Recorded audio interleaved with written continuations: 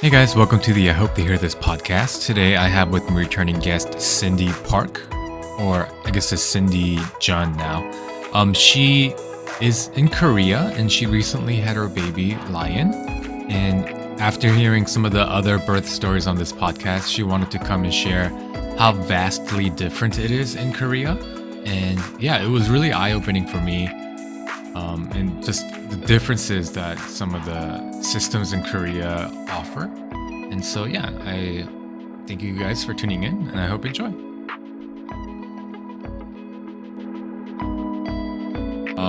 I want you to start wherever you want to start. Actually, can we kind of like start from like all the way back to the like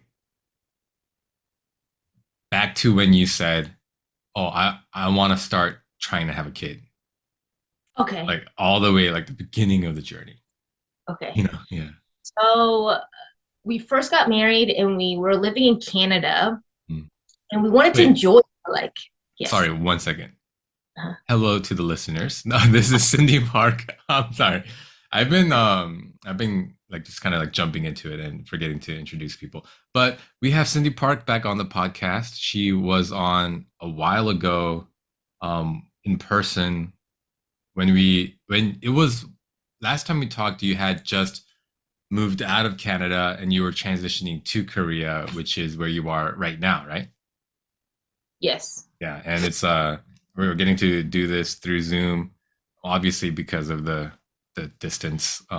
And yeah, it's so great to have you on. And just so the listeners can have context, we recently had Selena on the podcast where we talked about her birth story. And Cindy has a very unique birth story in the sense that it didn't happen in America. It happened in a completely different country.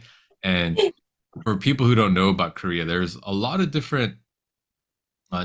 differences in the whole process. So we're excited to hear you kind of walk us through what that looked like for you, Cindy. Yes. So in the last video we talked about my non-toxic living That's right. and how we got into that was because we were trying to get pregnant and it wasn't happening. And I was like, what sex ed said? If you have sex, you gotta get pregnant, Right.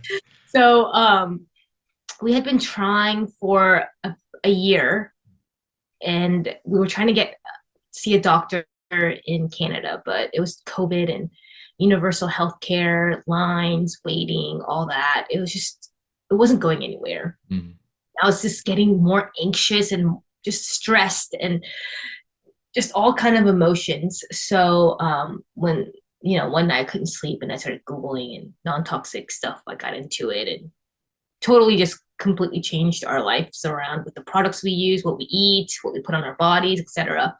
So that's kind of where it started. And then we moved to Korea, not to get pregnant or not to do anything, but because we wanted to be close to my husband's family. And we came, and Korea is so fast. You know, that pali pali Yeah. culture. Oh my gosh. So we came here in August. And this is during lockdown. So we came and we had to do 2 weeks of quarantine. Like, we couldn't go anywhere. Da, da, da. And as soon as after that was done, I pretty much went and my mother-in-law found a hospital somewhat near us. We live on an island. Mm. Island, quote unquote, it's really small, but it's an Mm. island. So in mainland, it's Incheon. Right. But Wait, yeah, is Incheon an island? no, but the part that I live in, which is where the airport is, Oh, an island, gotcha. the main part of Korea. Mm. And so my mother-in-law found a hospital, and I didn't think anything about it, I didn't research anything, and I just trusted her. I was like, yeah, sure, I'll go. Mm. And they had one doctor for infertility, and he had just gotten there from Cha Hospital, which is really famous for infertility. Like, they're the pioneers of IVF in Korea, basically. Oh wow. Hmm. Yeah. So he used to be there. He was like a doctor there, and then he got scouted by this hospital and came here. So it was perfect timing. He literally started in October, and I started in October. Wow. One of his first patients Mm. at that point. So I didn't think anything of it. I knew Cha Hospital was big, so I figured everything was fine. Everything was fine. But so we got there, we started doing all these tests, And Chris and I are both healthy, except for I've always had really bad periods and like really bad cramping, but I just didn't think anything of it. But it ended up being endometrius.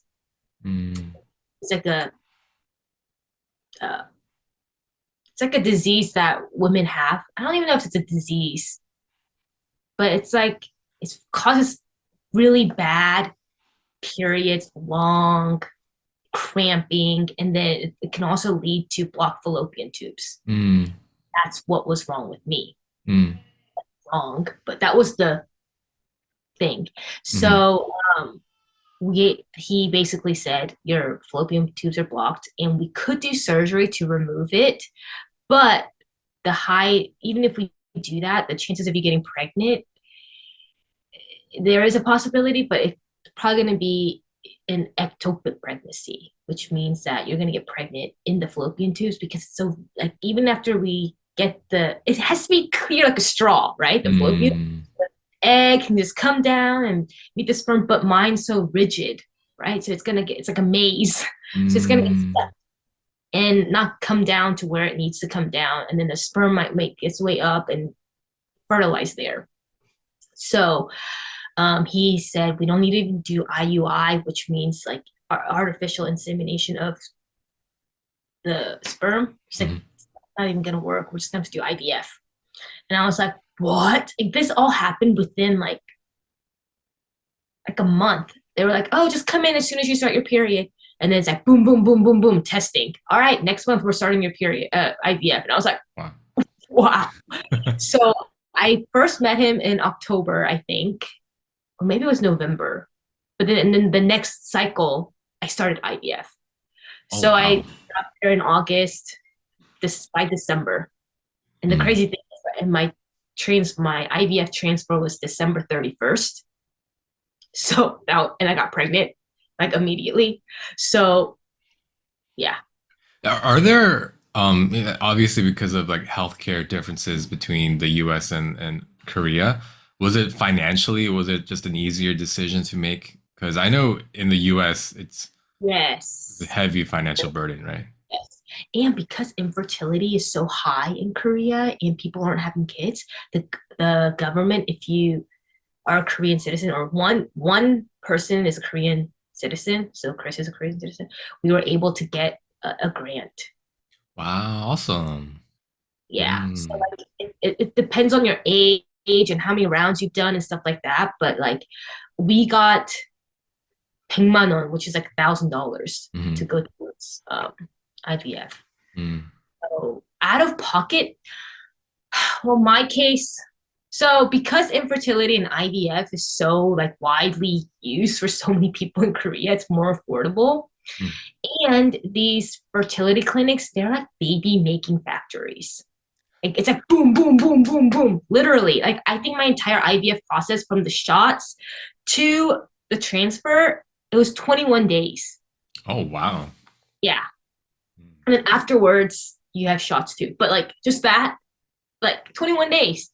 Where in the States, it's like way longer and like, Mhm. there's different protocols. But also I didn't do my case, I didn't do genetic testing because my clinic was too small and they didn't have the technology for that. But if you do genetic testing, it's longer. So it depends on the clinic you're in Korea too. Like this is my case. Gotcha. Because my friend, she did genetic testing and hers took way longer than me. Hers was more like the US schedule because she Mm. did a frozen transfer versus me, I did a fresh transfer. So mine was never frozen. So after they took the eggs out and then they fertilized it with the sperm, it was put in me in 3 days, within 3 days. Wow. Yeah. So mine was pretty a fast turnaround. Mhm. So, but I think that's why I had such bad side effects. Oh. Well, what Yeah. side effects did you have? So after I did all that, I was like, this is easy. This is so fun. Like, da, da, da, da. Boom. I literally, like, I was hospitalized so many times. Mm. I bloated because when they take the eggs out, this your ovaries, they have spaces where the eggs were, and it fills up with fluid. Mm. And my body was trying to heal, and they took out like 20 something eggs. I was very fortunate that we got a lot of eggs. Mm. Each spot filled up with fluid, and then it moved to the rest, like down to my legs, like up my body. So I gained 20 pounds in 2 weeks. Wow. Yeah. And I had to get drained 6 times. But it Oh, yeah, no, I all, do recall like in your Instagram story, you're talking about that. So I see. yeah, Wow. that was one of the side effects. And my side effect was bad because I got pregnant, and then the hormones have also made it worse. Mm, Um, it's called OHSS, ovarian hyper syndrome, something little, I forget. mm, But yeah, so they took out 16 liters of fluid. And I still had some, but we just let it naturally kind of. mm. I looked pregnant. I looked like I was 9 months pregnant when I was like a month pregnant because I actually gained 20 pounds my entire pregnancy, Mm, but I gained that wow. 20 pounds during the first. So like I couldn't walk, I couldn't eat, I couldn't do anything, I couldn't breathe, I couldn't sleep. It was horrible, and it was my OHS lasted a while. Like Mm, I want to say it lasted almost 3 months. And then I also had some other complications. So I bled every day until I was 5 months pregnant. So wow. lots of hospital visits, lots of ER visits, just like in high anxiety all the time. Because nobody wants to see Mm, blood when you're pregnant. yeah. Sorry, this is a lot of like graphic. No, Like, no, this is great. yeah. So, So, but are those side effects of pregnancy or are those side effects of IVF, like specifically? oh, Mm, my nurse was like, this is the worst I've ever seen. Like, wow. you have the record for like the most amount of drainage. Because every time I go, I get like 3, 4 liters of Mm. fluid coming out of my stomach. So, is it possible that someone just um, who got pregnant naturally would kind of go through the same issues and need to go through? Oh, okay, gotcha. The IVF thing. Oh, Yeah. wow. Yeah. So mine got worse because I got pregnant. Mm, But yeah, it's that OHS has the IVF thing. gotcha. Wow. Mm, Yeah, it was pretty rough, but it was okay. Now mm, it's funny because I was talking to my sister about it. Like it was so rough at that time, but I forgot about it all. oh, what a I'm blessing. like, yeah, I got like 60 liters taken out. Like, but at the time I was like, Oh gosh. yeah. And so during this whole process, like how was Chris reacting? Like was he just kind of like cuz what can a husband do, right? Like It was just like every day he'd look at me with these like sad eyes, like there's nothing I could do for you. So he'd like bring me breakfast in bed or like, just there's nothing my and at the time we were living with my in-law, so my mother-in-law cooked me all these meals, right? mm, Miyoko and like all these things. But I could not eat Korean food. mm, like Couldn't. that was And your aversion? it just it made me want to like like the Mm. smell of it. Like chamginim. Oh, no, I Oh couldn't. gosh. Like and it was so funny because I love Korean food and I couldn't eat anything. I was starving. All I wanted was Chick-fil-A. Mm. Oh wow. I'm kind of glad I wasn't in America because I think if I was in America, I would have gained like 500 pounds for breakfast, lunch, and dinner. Right. Um, yeah. And so my father, there's a burger place here called Frank's Burger. It's like a chain. And they're like, we do American style burgers. And they even have like a little American flag on their little like doors. So my father-in-law's like, this is it. I found the American burger. And he like brought it to me like, oh, one bite. And I was like, oh, the sauce is so sweet. Oh man. Pizza is so sweet. Like I'm not kidding. My mother-in-law and father-in-law like literally went to like every single American place that they could find Oh. to eat food, but it was so sweet. Now Yeah. they like it sweet. Mm. Ah. But so, So man, so you're going through this very new experience, but like, are you able to kind of understand all the things that the doctors are like explaining to you? Like, oh this my is the gosh. process. Oh, it's So, how so was that funny. like? Oh my gosh, it's so funny because So there's like terms for egg and sperm in Korean, like medical terms. I don't know what they are. So I'm like, I want to ask about my eggs. I'm like, keran? Yeah. I don't know what keran is. It's like a word that's used for like chicken eggs. Right, right. The eggs that we Oh, eat. chicken eggs. And the doctor's like, like he's like trying to keep it professional, but like Mm, I don't know the word for sperm. I'm like, how are like my husband's babies? mm. I'm just like, I like use, terms like that. And then like the nurses were nice. They would translate stuff for me. Cause like it's like, medical terms are in English. So Right. it um Oh wow. translate for me and stuff. But there's definitely like so many funny, like I was telling Chris, I was like, we need to like make a YouTube page just for like the things that we went through. Like, for example, my name is Cindy Pop, right? So like when they call me, they think I'm Shin, like my last name. Ah. They're like T-Bak me, T-Bak. I have no idea they're calling my name. I'm just like, la, la, la, la. And Chris is like, I'm calling you.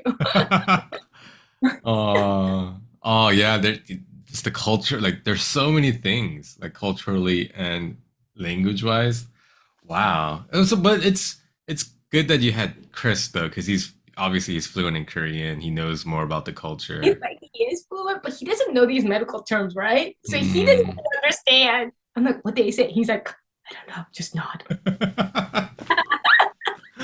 Oh gosh. Oh wow. So, This, yeah. So I mean, but just in terms of surviving and living in Korea too, was it kind of because you pretty much got pregnant like a couple of right months away. after you moved, right? Right. So like, how was that navigating just everyday life in a completely new place? So I understand why women in Korea don't want to have a baby. Like I understand why. Like they're like, oh, like we'll do this, we'll do that, we'll do this, we'll do that. But that's just the surface stuff. Like the core, like a tip, like that's just surface stuff. You gotta work on the core stuff, Like, but that's not there. So like when I was first pregnant, like I just missed home. I know there's like people talk about America's terrible, like there's no women's health. Oh, come to Korea. And I'm very thankful for our experience of living in Canada, Korea, and America because it really opened up our eyes of the pros and cons of each country. And it just made us learn a lot. But I'm just very thankful that we have America to go back to. I am very, Mm. very, very, very thankful for that. Um, I'm so thankful for that in all aspects, even like raising like Lion now. Man, I see my friends on Instagram and their babies are touching grass. I'm like, Lions never even seen grass. Like, All there's no right. grass All right. by a little tree right here, but I've never seen grass. Like so. But anyways, IVF was a wild ride. We did IVF. We're very blessed that we got pregnant on the first try. And we were able to freeze a handful of them. So we'll be using them again for Lion's siblings. And after we had the baby, well, so around the baby time, oh, so much happened during pregnancy. So this hospital is a huge hospital. There's a little IVF clinic, and then the rest is like OBGYN. And so they transferred me to the regular OB after I graduated from the infertility clinic. And once I did that, I had this doctor and I didn't vibe with her. Chris didn't like her from the start. He had got a wrong vibe from her. And I was like, nah, you're just overthinking it. Well, he was right. So first, they around 11 to 13 weeks, they do an NT scan. So they like measure the back of the baby's neck to make sure that there's no like if it's too thick, there's a higher chance of Down syndrome or other genetic disease. Well, they told us that he has Down syndrome. Yeah. So we're like, what?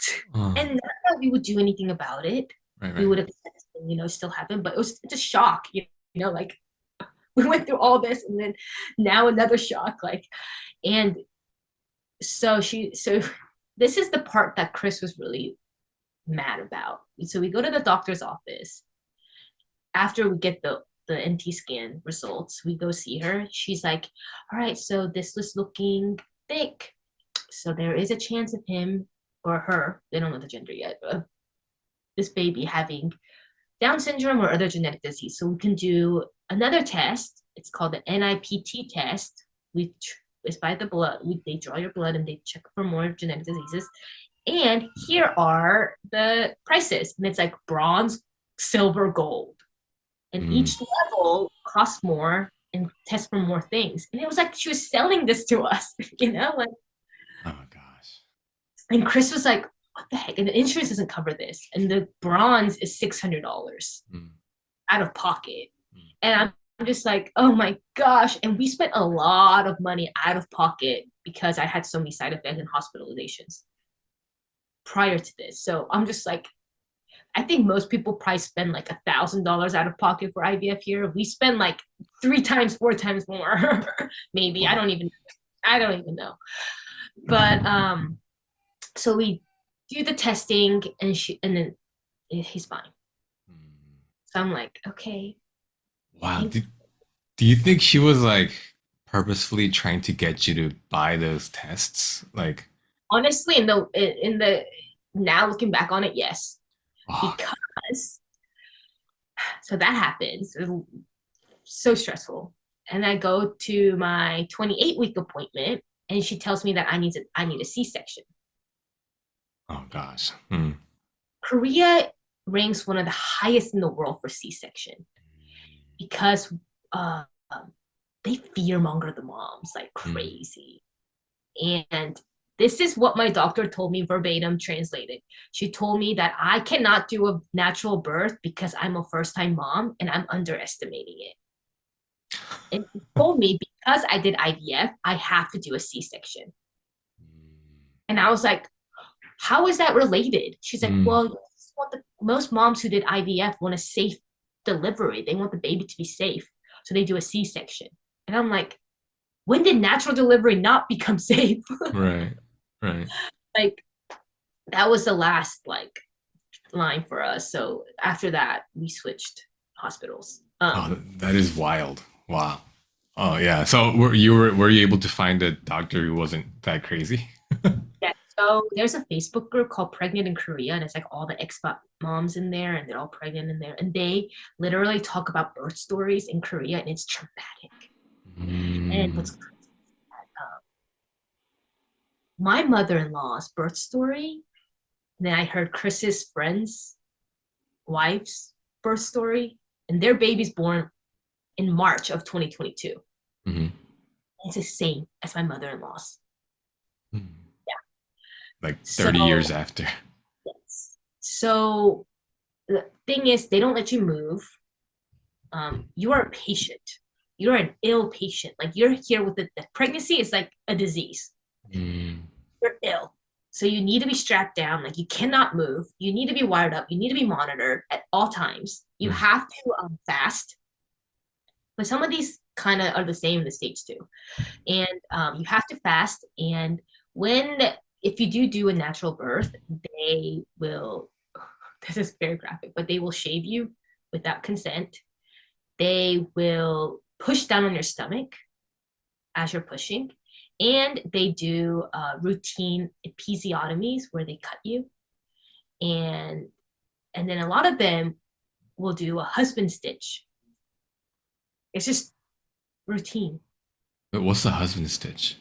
When they sew you back up, they sew you up tighter. So when and then you have intercourse with your husband, it feels better for him, but it'll hurt for you. Oh my gosh. Yes. Oh wow. Yeah.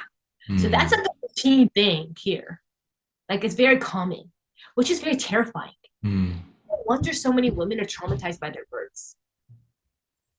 So in this Pregnant in Korea group, they talk about all this, and I'm like, what the heck is birth? I don't know anything about birth. I just see it on Knocked Up, and she's screaming when she's giving birth. Like, that's my vision of birth, right? Because that's what all these. Then I heard Shirley's podcast. She's like, oh, natural. Blah, blah. She's like, I'm like asking her about it. I'm like, so she starts sending me stuff to too. So like Selena talked about like the birth hour, Yeah. mommy lady, first lady, whatever. I forget. There's so many ones. And then free birth, all that. I'm into it. I'm like watching the classes. Da, da, da, da. And then I find a birth center.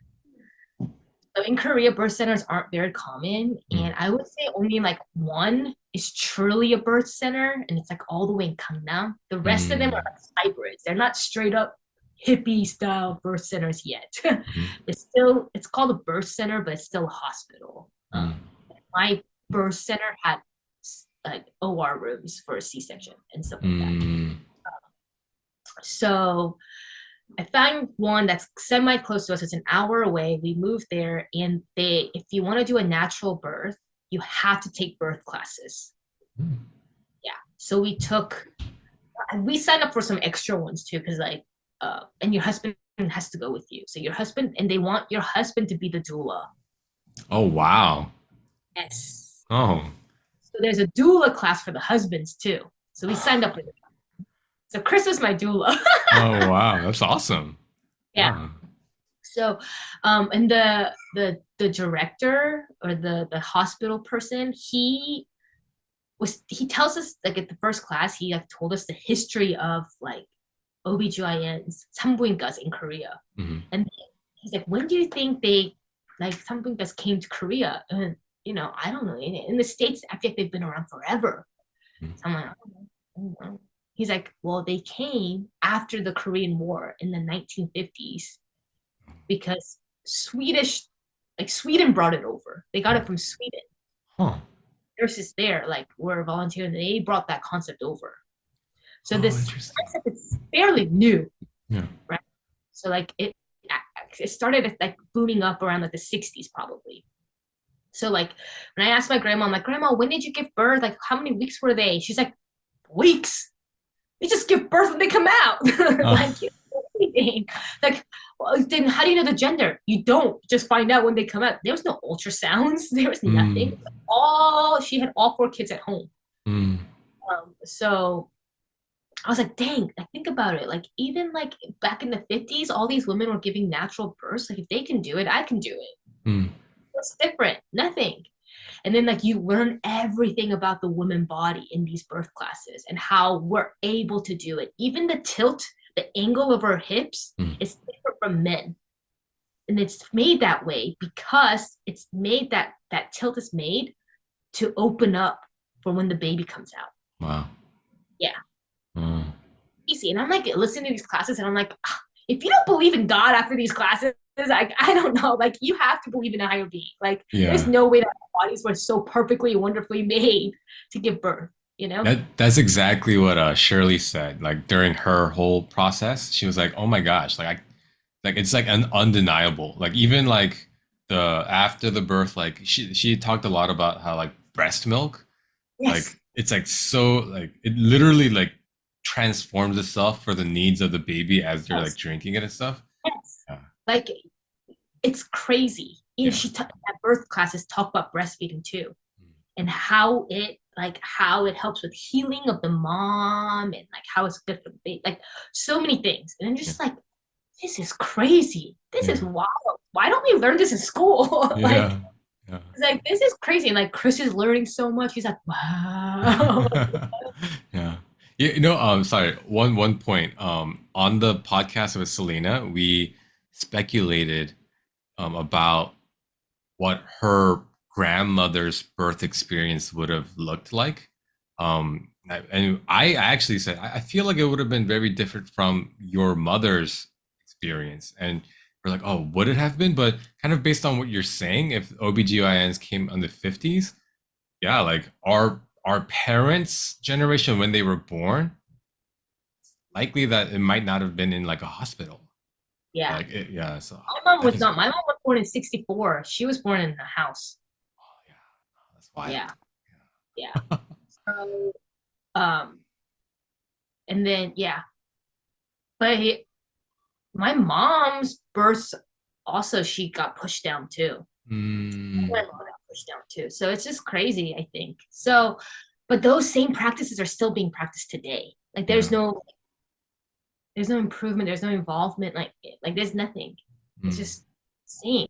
That's and during our birth class, the doctor said birth can be one of the most traumatic days of your life, or it can be one of the most beautiful days of your life. And I was like, you know, it's true. We don't know what to expect. So I'm very, very thankful for these birth classes. I took them in person and I also took online classes. So, but even if I prepared, it could have been very traumatic as well. Sure. Yeah. So I don't think, but I think preparing did help though. Mm. Like I knew what was coming. If I Mm. didn't know what the heck was happening and I didn't know what was coming, it would have been like so traumatic. Yeah. But knowing what was coming and knowing what could be coming made me feel better because I already knew about it. So, was your plan to kind of go into it wanting to do like natural birth and all of that, or like, or were you just kind of okay with at least getting away from like the crazy practices of your previous doctor? Both Mm. being a first time mom and being in a foreign country, like I didn't know what exactly to expect, you know? Mm. I wanted to do natural. That was my goal. But Mm. if there was interventions that needed to happen for the safety of me and the baby, I was totally open to it. Sure. Um, Yeah. yeah. And yeah, like this birth center is like totally opposite from what Korean doctors were saying. They're like, don't move, don't exercise. My previous doctor was like, don't exercise. And, you know, I'm very active. Right. Like, and I was on bed rest for about 5 months. Mm. So my muscles have completely deteriorated. Like I have no energy. Like I was literally like, Chris, like I can't do this anymore. Like I exercise without her permission. I would go exercise. It's like I'm like I literally feel trapped in my own body. Like Mm. I can't do this anymore. Like I can't leave. My hair got all matted in the back, so Chris cut it. Like I was a mess. Oh. Oh And gosh. it was just like it was just fear, honestly, to tell you the truth, just like Mm. fear controlling me. Mm. So Mm. we even waited to announce because I was still bleeding and I was just so scared, just so scared. I wish I wasn't, but you know, being a first time mom is the things that you see. And like, even though I kept the prayer journal and I did Bible study every day, this fear like controlled me. It really did. Sure. Yeah. But one day I just said, screw it. And I did it. I worked out, and guess what? Nothing happened. uh, It's yeah. fine. Um, Actually, I got better. I got stronger. I got healthier. I had Mm. more energy. I was happier. Like, and then the rest of my pregnancy, it was amazing. I loved being pregnant. Mm. I loved it. I loved it so much. I was, and you know, Koreans don't work out. So at the gym, everyone was staring at me like, pregnant lady doing here, like doing squats. Yeah.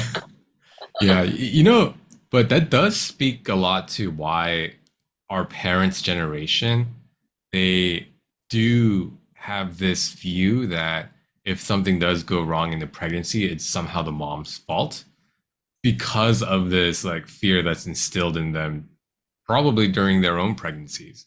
So that is really sad to like think that like an entire generation of women were kind of led to believe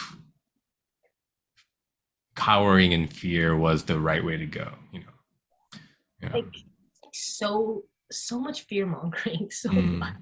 Mm, mm, And I fell for it. And honestly, if I wasn't Korean American and know like Shirley and like know these like the whole another world of birth, mm. I would have totally just been in that's how Korean moms are, right? They're not Yeah. exposed to this kind of information that I was very blessed to have. Um, so I feel bad for them. So Mm, like a lot of them, that's why a lot of them a lot of them choose to have C-sections mm. because they're told, oh, natural birth, oh, Yeah. you know. Mm. Um, so Wow. when I tell people that I had a vaginal birth, they're like, oh my gosh, how? Like they freak out. Wow. It's like so like 대단해. Like I'm so like oh, you know, Yeah.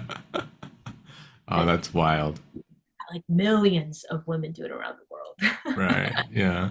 Well, I'm actually excited to kind of hear about the transition going from your doctor to this new place and kind of how it affected your pregnancy. But before that, we're gonna take a quick break and yeah, we'll be right back.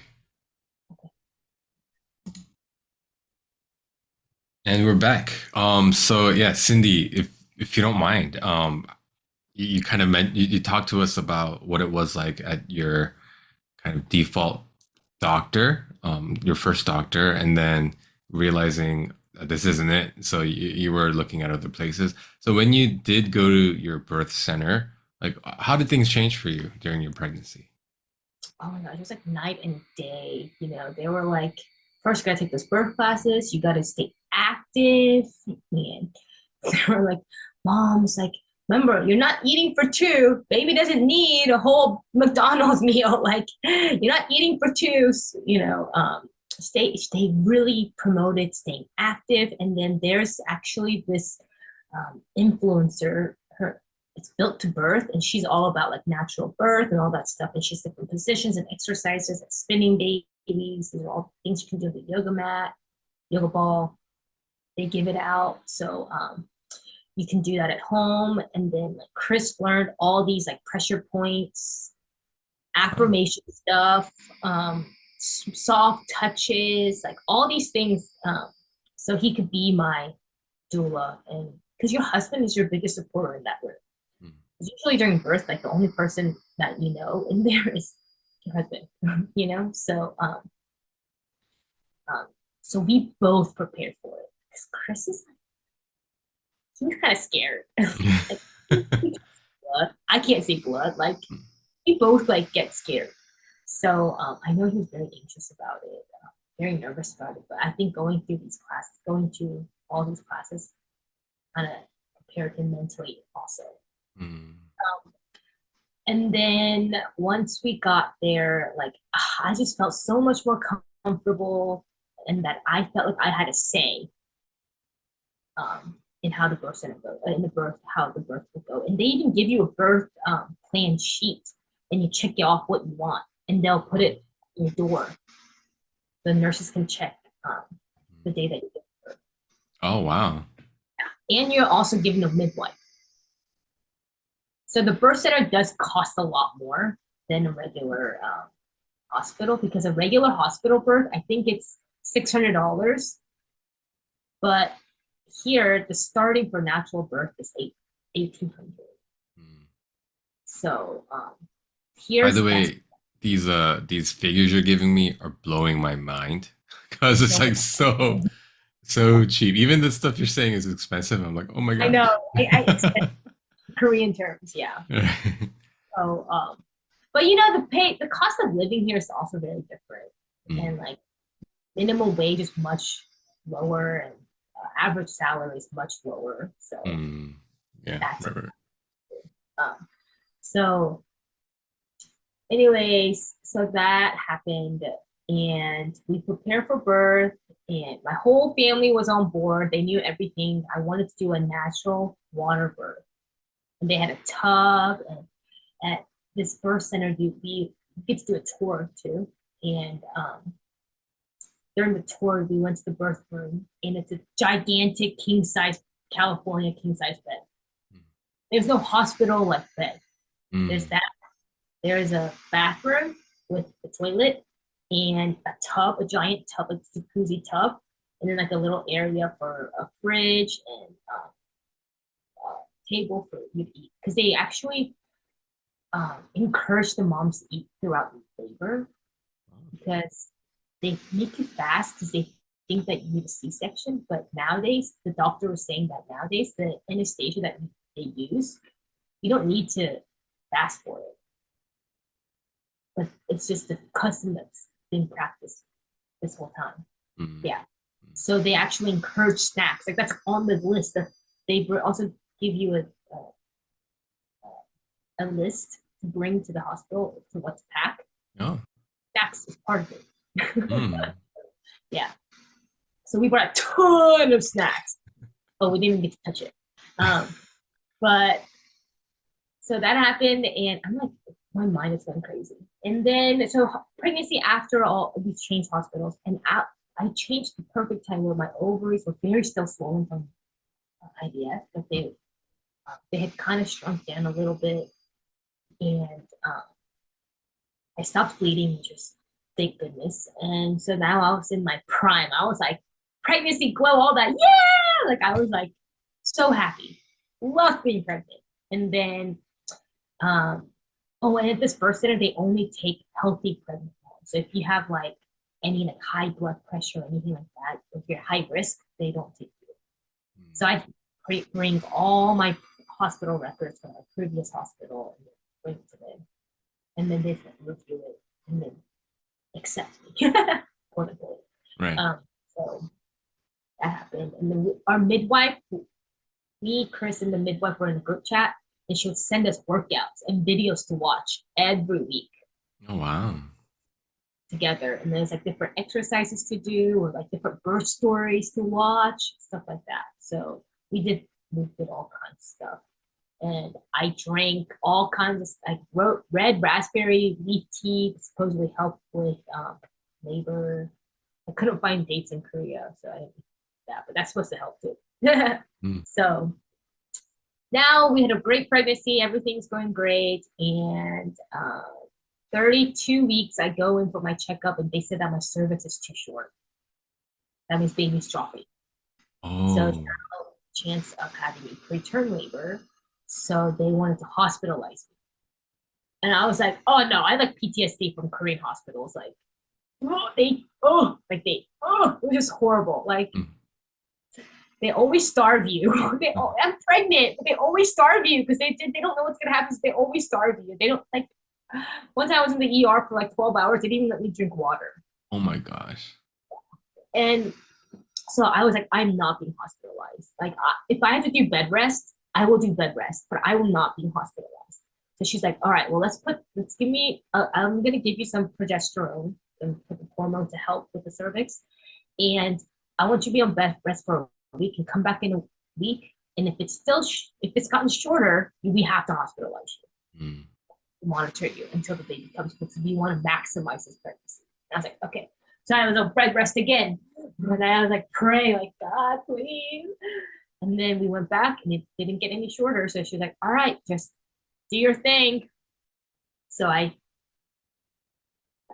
just did my thing. Mm. And you go at the end of pregnancy, you go pretty often. Mm. And then I went and there was no signs of labor whatsoever. And I was getting close to my due date. My due date was September 19th. But everybody was like, even my doctor was like, none of my kids came on time. Mm. Like, especially the first one always comes later. Yeah. And first time moms usually labor for 24 hours. Da, da, da, da, da. So this is all like in my head all the time. So I go to my appointment and nothing happened. And then 39 weeks and like 5 days, I have a bloody show. But I knew Oh. this could happen. But because I was losing my mucus plug, because I learned it during birth class, my midwife like told us, I was like, I texted my midwife and she's like, well, if you're not having contractions and no other symptoms, you're not in labor. Because you could lose your mucus plug for like weeks. Mm. Some women do that. So I was like, oh, okay. So I had a bloody show for about 4 days. So now I'm 39 plus 6 days. There's 7 days. Due date is tomorrow. 40 days is tomorrow. Nothing's happening. I had like mild cramps, but it wasn't like I was having Braxton Hicks like too. So I was like, it's Braxton Hicks, didn't think anything of it. It was a Sunday, and my due date is Monday. That Sunday, I'm having these like cramps, and I'm like, it's nothing, whatever. So Chris and I go for a walk, and we like go see this model house, and because for fun, because there's all these kind of Korean model houses are so fun, and we go eat lunch, and we go to the golf range, and I'm just like, maybe I should time these. Like, are these contraptions? I don't know. They said you'll know, but I don't think these are it. Mm. Let's just time it for fun. We're timing it at the golf range, and it's saying, go to the hospital. No way. Because I'm not even like, I can talk to you. I'm laughing. Like, I'm totally fine. I'm like, no way, these are it. So we ignore it. I'm like swinging, I'm swinging, I'm swinging golf swings, and I'm like, nah, it's fine. Then we go to dinner with my in-laws, and and then it goes away. So I'm like, oh, I must have been hungry. Mm. Fine. We go for another walk, and the cramps come back, and this one's a little bit stronger. I'm like, oof. I had to pause for a second, but we continue going. Da, da, da, da, da. And then we get home. We text my midwife, like, I'm having these cramps. I'm not really sure what they are. And she's like, why don't you take a hot shower or hot bath and then do these exercises that I sent you for an hour on the yoga ball and then let me know where you're at. And I'm like, okay. So I do all that and I'm getting sleepy. And I'm like, dude, I'm going to bed. It's like 11 p.m. And Chris has no idea that this, like, not, he doesn't even know what's going to happen. Like, we don't even expect that I'm going to birth anytime soon. Mm. So like Chris is playing with like a new camera thing and he's like running around the house, like the stabilizer thing, like like seeing if it works. And I'm just like bouncing on the yoga ball, like, and then I go to bed. And we both go to bed. And then around like 1:30, I wake up and I'm like, oh, he's kind of hurt. He's kind of hurt, like kind of bad. Ooh. So I'm like having to do these breathing exercises that I learned. So Chris texts the midwife and she's like, why don't you just come in? Just to be sure, like just to be safe. Okay. But during birth classes, they were like, try to labor at home as long as possible because if you're only like a centimeter open, we're gonna send you back home. So I was like, oh my gosh, oh my gosh. So I'm like trying to wait as long as I could, but I'm like, I think we need to go in. So we get there around 2:30 and the birth center is small. So like, and it's like not a separate building. It's like a couple floors of a building. So we have to wait for the building to open and we have to like, do all these things. And we get up there and then by the time I get up there, it's like 3. It's settled in. And she checks me and she's like, you're 5 centimeters dilated. And I'm like, oh, okay. All right. So we had a playlist and they turn off all the lights and there's very like dim lights. It's very relaxing, a very, very relaxing atmosphere. Then we made a playlist for birth. So it's all worship music and we're playing it like in low volume. So it's like, and I learned this thing where if you scream, your body will tighten. And like it's connected to your pelvic floor. If it's tight here, it's going to be tight down there. So you want to relax this. So that's why they say like low hum, like because you're opening this area up and it's opening up your pelvic floor as well. So I'm like, and Chris is doing these like pressure points on me and they're coming like pretty fast. And I didn't feel it like in my stomach. Like I thought that it was gonna be like in the stomach area, but mine was like on my pelvic area. Like I felt it like pulsate like this, opening up. That's how I can explain it. And I could feel it. And the thing about this birth center is that they kind of check you, they checked my blood pressure, they checked the baby, everything was fine. And then I was free willing. Like I was just like, whoa. And then the midwife left, nurse left. It was just me and Chris in the room. Like I wasn't hooked on anything, just me. And we're doing it, and then all of a sudden, I felt the urge to push. The body just started naturally, just like that's what it felt like. Just everything just pressuring down. And so then that's when my husband, Chris, went to go get my midwife, and I started pushing, and she had me push in a birth stool, and it basically looks like a U-shaped chair, and I just sit on it and just only hold my legs and my butt basically, and my legs are like in a low squat position, which is the best position to birth because your hips are open. Yeah. So, and I didn't want to birth on my back because the reason we birth on our backs, it's not because that's the best way to birth. That's because that's the best view for the doctor. Practice that's been kind of ingrained in everyone when you give birth. But you don't have to give birth that way. You can give birth on all fours. You can give birth on your side. You can do all these different methods, but we just always think about back. Yeah. But anyways, so I was pushing on the birth stool for a while. Oh my gosh, I pushed for it almost an hour. I Mm-hmm. started pushing at 5. I looked at the clock, it was 5 o'clock. So I got, so this is very fast. So we got settled in at 3. Mm-hmm. And by 5, I'm pushing. Mm. Well, a little before that, I was already pushing, but like by 5, I'm like really pushing with the help of the midwife. And I'm pushing, and I'm like, I'm getting exhausted. And she's like, "What? Do you want to go in the water?" So she fills up the water, and the water feels amazing. I think the water might slow you down, but it Mm. didn't slow me down. Like I was able to relax. And Chris like literally held me. I'm strong. Mm. And at certain points when I was pushing, I was screaming. Then midwife was like, "Mom, don't scream. Like you're tightening yourself up." So Mm. I started like, Yeah. I wanted to just like curl my body up, Mm. but the complete opposite to open up. But I wanted to curl. So Mm. Chris is holding me back, and I'm trying to curl. Chris is sweating. I'm sweating, and I get in the water, and it's like humid, and my hair is curling up, and like it's great. And at this point, I'm so hot. I'm like butt naked, Mm. and I'm like just in the water, like like they're pushing, and they're coming so fast. Mm. The midwife was like, "Mom, um, I'm crowning. Like baby's right there. Mm. He's stuck." I had very like tight skin, like Mm. very tight skin, and my mom does too. And even when I first met my midwife, she noticed that. She was like, "Your skin is very tingling," that's what she said, Mm. Mhm. and like very like just tight. And my skin wasn't stretching. So she was like, "This is what's gonna happen. You're either gonna tear really badly, or we can do an episiotomy and we can get him out." And I was really against one. I was like, I want zero interventions on my birth plan.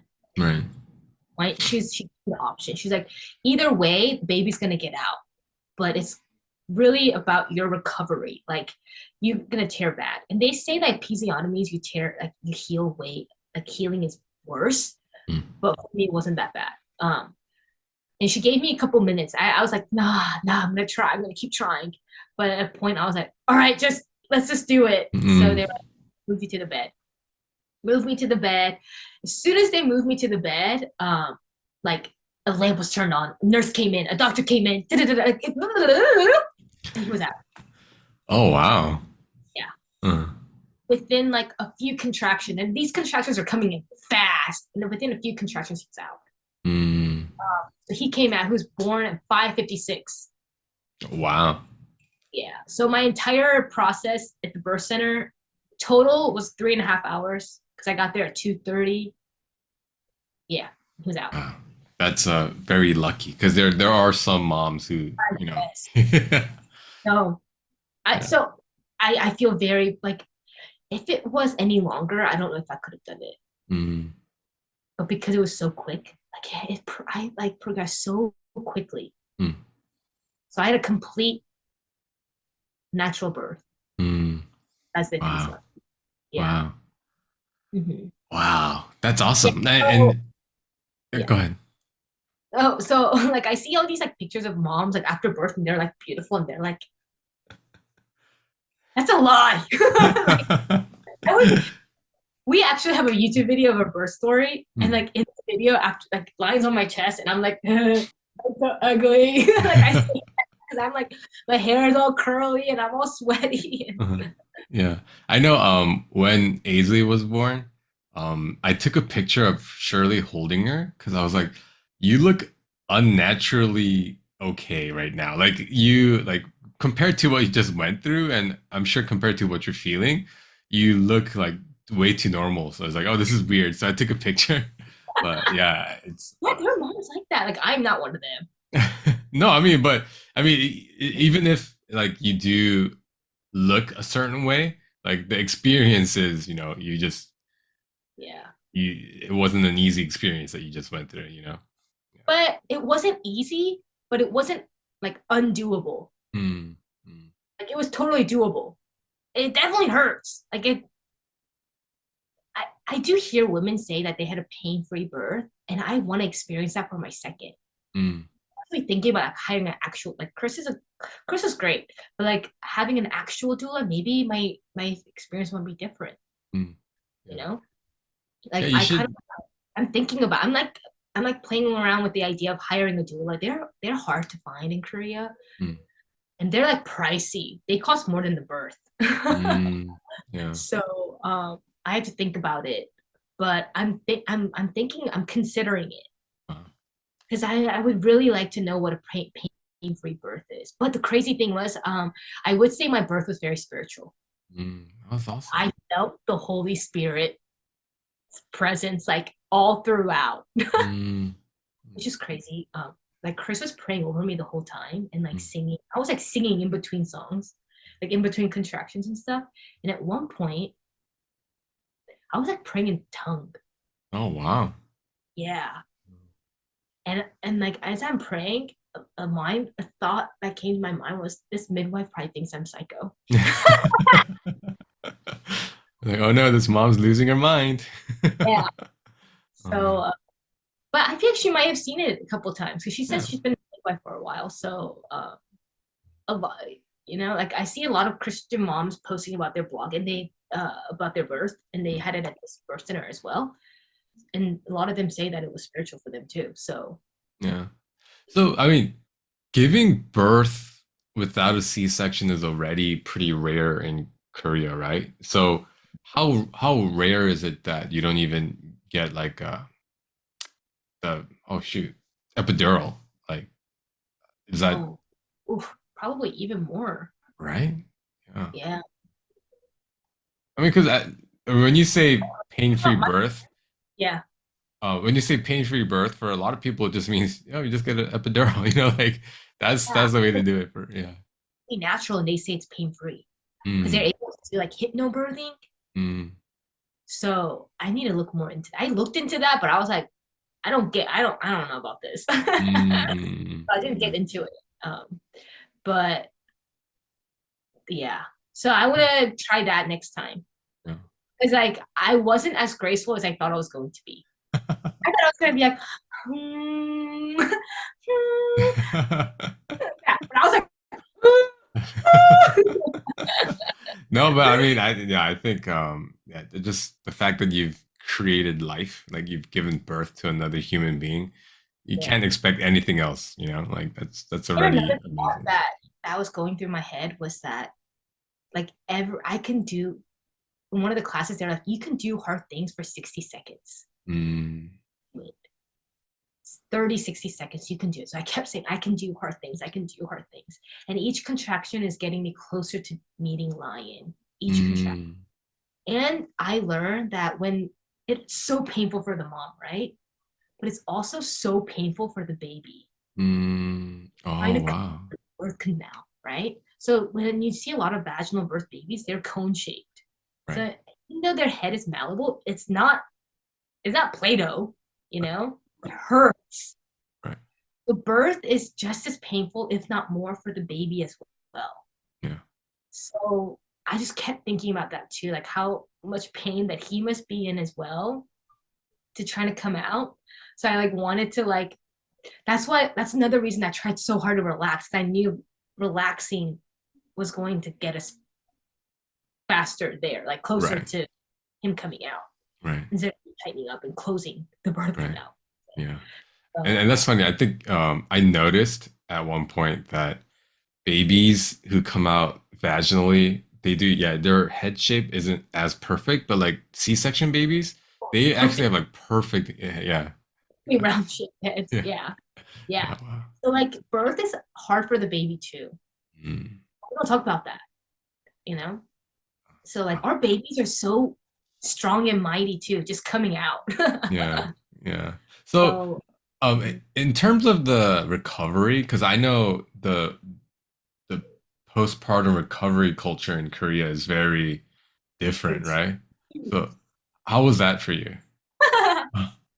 I didn't go to one. The truth, Oh. yeah, I didn't go. I know people thought I was crazy, but like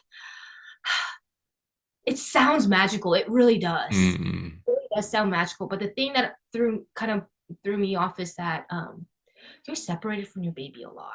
That's true. Yeah. Focus on like the mother's well-being, but like that baby's been with me in my stomach for 10 months. Mm, And for me to separate it from birth, I just thought it was just like I wasn't okay with that. And yeah. I wanted to breastfeed, and a lot of Korean moms don't breastfeed. Mm, Like I know a few moms, like in this mom group I'm in, who are all born around the same days. Like a couple of them ask their doctor to be prescribed medicine so they don't breastfeed at all. So they've never breastfed, but that's which is their own personal choice. Um, but this is also ingrained in their body in their minds that breastfeeding is hard. mm, right. So and like it's painful and you have no freedom and it's just like a burden on the mom. Yeah. It's really ingrained that way. Yeah. So a lot of moms just rather not. Yeah. So that's why you Never. see Korean babies, they're really chunky. They are Mm, chunky because they're all like formula fed. huh. So I'm like a really odd mom here because I gave natural birth, I didn't do an epidural, and I'm still breastfeeding. Mm. And I'm doing baby led weaning, which is also like I'm literally an alien to these Korean moms. Right, because like Koreans, like yeah, the idea of just like putting food in front of your baby for them to like, yeah, that's so foreign. Yeah, Like I'm not feeding my baby chook. Like I'm yeah. yeah. So I'm Oh, an alien. So I didn't go to one because I wasn't comfortable with the idea of being separated from the baby. And I heard that it actually could lead to more postpartum depression or anxiety because when you're in these postpartum centers, that they only bring you the baby when the baby's hungry or if you want to see them, right? And then most mm, of the time, the first 2 weeks of life, they're just sleeping. mm. This whole time you think your baby's an angel. You're like, oh my gosh, like my baby's an angel. And then you go home and it's like Rude moms, awakening. Yeah. yes, moms that don't know what to do, and like it's yeah. Oh, that is so true. Yeah. And because I mean, obviously I haven't given birth, so I wouldn't know, but the way that those postpartum centers are described, it sounds like such a ideal place for recovering people to go to, you know? I would say if you're in a circumstance where you're not keeping the baby and you're putting the baby up for adoption, Mm, and you're just going home by yourself, mm, go. mm. Right. Or if you're in a situation where you're not going to have any help, like after Mm, birth, sure. And no, but I'm not like trying to like shame these moms for going because I think it's magical and it's a culture, it's a norm yeah. to go. Yeah. Just like you like sending your kids to school at a certain age, like you're supposed to go to Jody one after birth. Like that's what it is like here. So Right. there's no, um, but I just wasn't. I was okay with not going. Yeah. The rest of the world doesn't go and they recover fine. Yeah. Yeah. Yeah. That's So so funny because that's it's like so similar to the conversation like Shirley and I have. Like Shirley, straight up same thing. She said, even if I ever had the opportunity to do that post birth, yeah, I don't think I would want to be away from my kid for that long. Yeah. So, huh. Wow. yeah. So I So, didn't go. Like some the Korean moms, like one time I've been asked, "How did you recover?" And I'm like, "What do you mean? Like you didn't go to one? How did you recover?" I just did. yeah. Like Wow. I just did. So it's just like I'm an alien here. Mm, wow. Oh, that's so awesome. So now you have a beautiful baby boy lion. How old is he now? He's turning 1. He's turning one soon, right? Oh wow. Yeah. So Time I'm like flies. been planning. Oh my gosh, the torjanchi here is so like, oh my gosh. Like if I have a second baby, they're not getting a torjanchi. It's like another wedding. Yeah. Yeah, it is. Like it's so stressful. I'm never having another one. No, no. Yeah. A Yeah. second baby is getting one like a small birthday Yeah. at home. Like Can you explain because lion is a pretty unique name. Can you explain like the meaning behind it? so Chris actually came up with it. We came up with the Korean name first. Korean name is Laun, Hmm? kind of just like English, whatever it did. Yeah. But it was fitting for us at the time because even now, I had a really tough pregnancy at the beginning. Like I was bleeding all the time. And the thought of a miscarriage and at certain points, maybe even a stillbirth was a possibility for us, you know. And just but at every ultrasound we got, he just bouncing along. It's so funny. His in Korea they give babies a nickname. Yeah, when they're like in the womb. Yeah. And the idea was foreign to me, so it took us a while to figure one out because I didn't know what to pick, Mm, because everyone does 사랑이, 축복이, mm, and I was like, that's just so, I don't know, mm, everyone uses it. But we came up with 탱탱이 mm. for 10 weeks, which is like late because usually people like do it as soon as they're pregnant. Right. Because when we saw the ultrasound, he was bouncing like he looked like a gummy bear and he was bouncing around. Ding, doing, doing, like ting Mm, ting ball, so he mm, tingy. And then every ultrasound, even though I was physically so ill, he was just so strong. His mm, heartbeat was great and everything he was measuring great. So we named him Lion to be strong and mighty. mm. And that's how we came up with that name. That's awesome. So like it kind of the name kind of embodies the journey of his birth. Mm-hmm. So that's great. That's awesome. Yeah. So do you because I know the last time we talked you were talking about eventually coming back to the States. Do Yes. you think that'll happen anytime soon? Like, is it a possibility Oh, that your second yeah, child will be totally. born here? Yeah. No, not there. Mm. I don't think so because too many things. Number one, we are in the process of Chris's visa. We're waiting. We've already applied, but it takes about 18 to 24 months. Mm. So we applied in February. Still haven't heard anything back. So the earliest we'll get there is like next year. And my frozen embryos expire. There's a date due. Oh. I have to use them by the end of this year. Mm. So hopefully by the end of this year, I'll be pregnant again. So I'm Mm. actually in the process of weaning breastfeeding from Lion, Mm. so I can do IVF again. Gotcha. Gotcha. Ah. Oh, Yeah. cool. Oh, wow. Yeah, that whole visa process. Yeah, but this time I don't have to go through the the excruciating pain of extraction or anything like that. Mm. All I Man. have to do is just put the frozen ones Yeah. in. Yeah. There will be shots involved, so that's why you have to stop breastfeeding. Mm. Some women breastfeed throughout IVF, but there isn't enough studies that show if the synthetic hormones are transferred through the breast milk. So Oh. I don't want to risk it. Yeah. Yeah. World is already toxic enough. I don't want to give him more toxins. Right, right, right. Yeah. And then I stopped breastfeeding, which I'm really, really sad about because I had no idea that I would be a breastfeeding mom. Shirley was so helpful. Like literally the beginning was rough, Mhm. but she's so helpful. She helped me so much. Like, Shirley, I love you. Thank you. Like, you're the reason I did natural birth and I'm still breastfeeding. Oh, yeah. I'm gonna make sure she hears this. Yeah. Awesome. I'm so thankful for her. Like, she was Mm, so helpful. mm. So, yeah. Well, yeah. Well, thank you for sharing your journey. Because yeah, it's like it gives us a window into like the different cultures that are in the world. Specifically Korea. Like the whole yeah. It's I didn't know a lot of that, so it was really eye opening for me. Yeah. But So, yeah. definitely a learning experience for sure. Yeah, yeah, but it's also encouraging to hear that you kind of wanted to own your birth like experience, so you sought out things that weren't normal, but you kind of found a way, and you got to do it the way that you wanted to do it, which really does echo something that we mentioned on Selena's podcast is that like kind of shifting the narrative of like this birth giving process is instead of it's happening to you, it's now it's I'm doing it, kind of taking ownership and yeah, shifting it from like a purely traumatic experience to like a spiritual experience like you had. So Mhm. yeah, thank you for sharing. I'm encouraged. I'm hoping that other potential mothers out there hear this and get encouraged as well.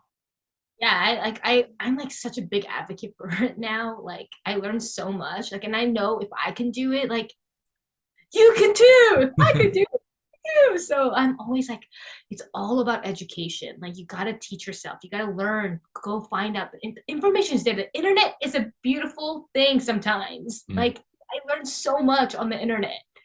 Instagram, so many accounts now. Like, mm, and we're so blessed we have that. Korean moms do not have this. Like Korean moms do not have this. Like I feel bad for the Korean moms, really. yeah, maybe you So should start like another account thought purely about it. for. So, like my spelling's like bad, and it's like too much work. But maybe I should because I feel like this kind of information like needs to be out. Like they like you would think that they would have this kind of information. It's 2023. Like they have internet too, but the Yeah, content's different, you know? right, So right. Yeah. yeah. Well, yeah, thanks, man. Thanks so much for doing this. This was great. And thank you. Is Lion still sleeping, or So is he up? we're in a funky schedule right now. I don't even know what he's doing right now. Okay, then well, we're gonna let you go so you can get back to playing with Lion, and then. Well, thank you so much for having me and letting me share my story in such sporadic way. No, it was great. No, I was so happy to hear from you. And yeah, just being able to catch up has been great too. So yeah, thanks for sharing. Hopefully, I'll see you soon in Yeah, America. yeah, yeah. We have grass here, so I'm sure Lion will enjoy it. Well, and so thank you, Cindy, and for all the listeners out there, thank you for tuning in. It's weird. I promise I'm not turning this podcast into a birthing podcast, but there's just so many interesting stories of these birth stories. So, but I think thanks for listening, and we'll talk to you guys next time.